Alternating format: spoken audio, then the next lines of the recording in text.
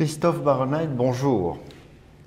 Vous avez une belle assise scientifique, vous êtes diplômé ingénieur agronome et votre fil rouge professionnel, il est jalonné de prise de risque, de pages blanches et même de disruption.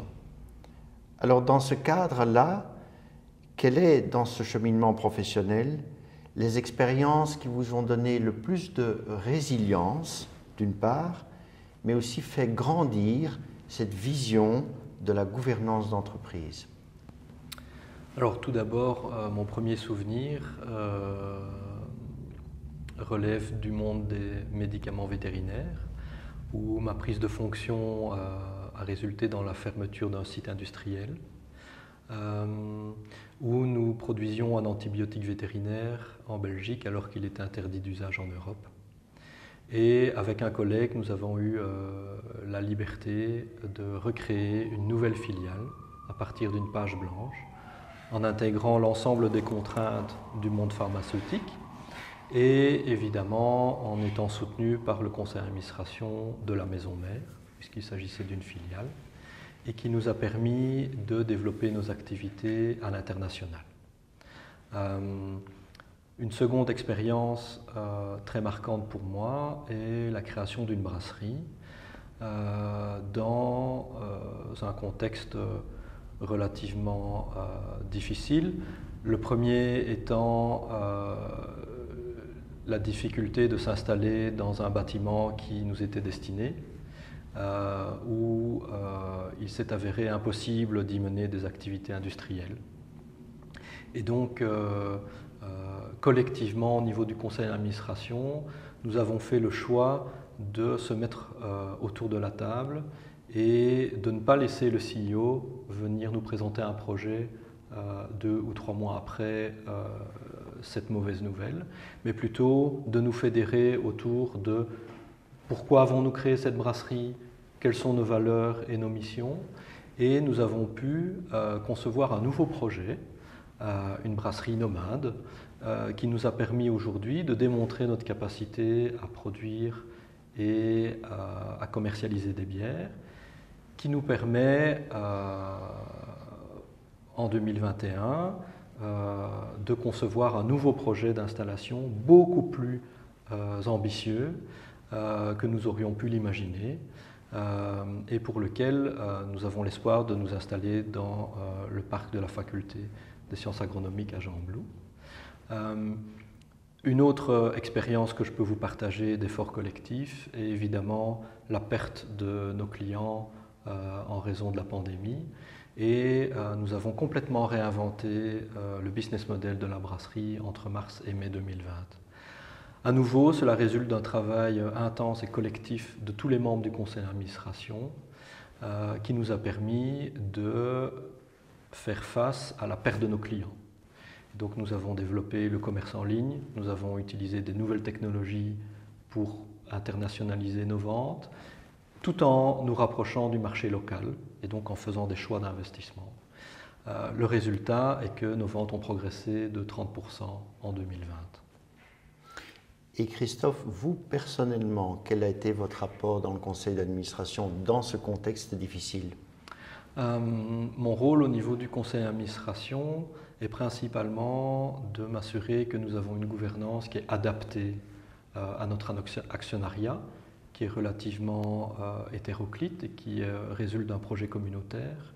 J'ai énormément de travail entre les lignes, de manière à faire comprendre les différents enjeux et les opportunités que nous avons en face de nous. Et mon troisième travail est d'assister notre CEO dans les grandes questions à la fois opérationnelles mais également de financement. Ensuite arrive une question peut-être plus générique, c'est-à-dire le terme de la gouvernance. C'est un thème qui est difficile à appréhender, certainement par les entreprises un peu plus petites. Alors comme vous avez cette belle expérience d'entreprise moyenne, grande, moyenne et petite, quelle est pour vous la véritable définition du terme gouvernance? Comment est-ce que vous l'interprétez? Quelle est la définition personnelle que vous y donnez? Alors au cours de mon cheminement professionnel, que j'ai réinventé récemment en me professionnalisant dans le conseil aux entreprises, je constate que le mot gouvernance est généralement perçu négativement en première approche et en particulier au niveau des PME est synonyme de contraintes, de lourdeur, de rigueur administrative, où on perd en fait très rapidement l'intérêt et en quoi la gouvernance peut être un levier pour le développement et la croissance de l'entreprise. Et donc c'est un combat quotidien que je mène auprès des entreprises que j'accompagne et pour lequel je suis actif dans certaines situations. Moi je résumerais que la gouvernance est l'organisation des équilibres et du bon sens, où le cœur reste la décision humaine. Ce que je veux dire par là est que peu importe les structures, les comités que l'on peut imaginer, ce qui importe, c'est la qualité des débats et la volonté affichée des actionnaires et du management d'interagir de façon fructueuse entre eux dans l'intérêt de l'entreprise. Et selon moi, rien n'est fixé. Une gouvernance de qualité est complètement adaptable et doit suivre à la fois la croissance et la maturité de l'entreprise. C'est principalement une question de personne et de bon sens. Dans toute cette expérience, finalement, quelle a été la contribution de la formation Gouberna? Et vous m'avez fait part aussi de quelques suggestions que vous aviez au niveau du réseau. Quelles sont-elles? La formation Gouberna a été très riche pour moi parce qu'elle m'a conforté par ses fondements théoriques et ses partages d'expérience dans le fait que ma pratique d'administrateur était relativement positive, mais également mis en lumière certains points d'attention qu'il faut travailler.